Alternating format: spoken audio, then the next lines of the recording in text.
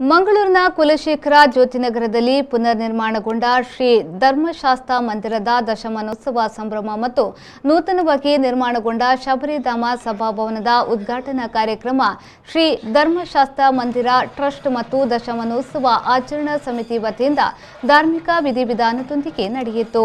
ನಗರದ ಕುಲಶೇಖರ ಜ್ಯೋತಿನಗರದಲ್ಲಿ ಪುನರ್ ನಿರ್ಮಾಣಗೊಂಡ ಶ್ರೀ ಧರ್ಮಶಾಸ್ತ್ರ ಮಂದಿರದ ದಶಮಾನೋತ್ಸವ ಸಂಭ್ರಮ ಮತ್ತು ನೂತನವಾಗಿ ನಿರ್ಮಾಣಗೊಂಡ ಶಬರಿಧಾಮದ ಉದ್ಘಾಟನಾ ಕಾರ್ಯಕ್ರಮ ಧಾರ್ಮಿಕ ವಿಧಿವಿಧಾನಗಳೊಂದಿಗೆ ನೆರವೇರಿತು. ಇಂದು ಮುಂಜಾನೆ ಗಣಹೋಮ ಅಶ್ವತ್ಥೋಪನಯನ ನಡೆಯಿತು. ಈ ಪುಣ್ಯ ಕಾರ್ಯಕ್ಕೆ ಗುರುಪುರ ವಜ್ರದೇಹಿ ಮಠದ ಶ್ರೀ ರಾಜಶೇಖರಾನಂದ ಸ್ವಾಮೀಜಿ ಆಗಮಿಸಿ ಶಬರಿಧಾಮ ಸಭಾಭವನವನ್ನು ಉದ್ಘಾಟಿಸಿ ಆಶೀರ್ವಚನ ನೀಡಿದರು.